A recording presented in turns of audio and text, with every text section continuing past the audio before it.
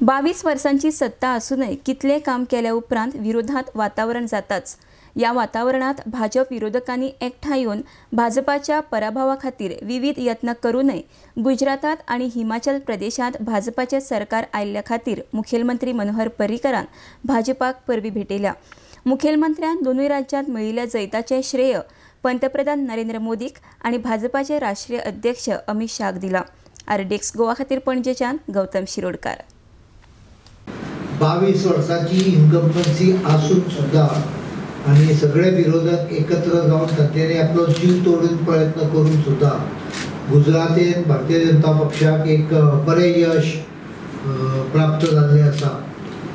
100 वयर 105 ते 110च्या मदीं अंतिम संख्या जातली अशी हांव अपेक्षा करता। परत एकदा प्रधानमंत्र्याचे आमच्या अध्यक्षाचे तांच्यांनी केल्ले सिस्टमॅटीक कॅम्पेनचे गुजरातचो चीफ मिनिस्टर आणि हिमाचल प्रदेशचे बीजेपीचे सगळे कार्यकर्त्यांचे हांव स्वागत करता, तांचे अभिनंदन करता आणि गोंयच्या बीजेपी तर्फे तांकां आमी कॉन्ग्रेच्युलेशन्स कळयल्ले आसा।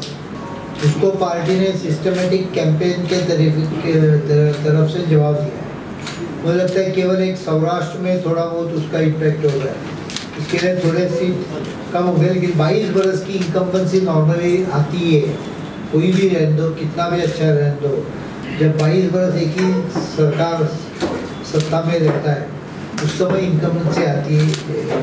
और इस बार उसको ज़्यादा तेज धार ओपोजिशन में लाने की कोशिश की थी, क्योंकि हार्दिक पटेल जिन्होंने पटीदार आंदोलन चलाया वो भी कांग्रेस के साथ और अन्य भी 2-4 आंदोलन अलग अलग करने वाले भी कांग्रेस के साथ रहे थे, तो भी बीजेपी ने काफ़ी अच्छा प्रदर्शन किया है।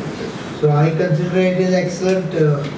गुजरात इलेक्शन का वजह से स्टॉप होना चाहिए। जहाँ जीतते हैं वहाँ ईवीएम नहीं चलता है, जहाँ हारते हैं वहाँ का ईवीएम केवल बीजेपी को जिताता है।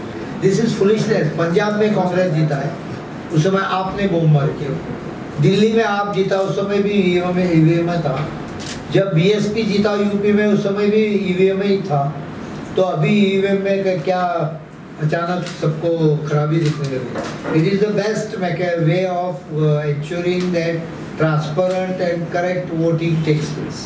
अभी तो उसको ये भी लगा है, आपको दिखता है किसके ऊपर स्लिप भी लगा है।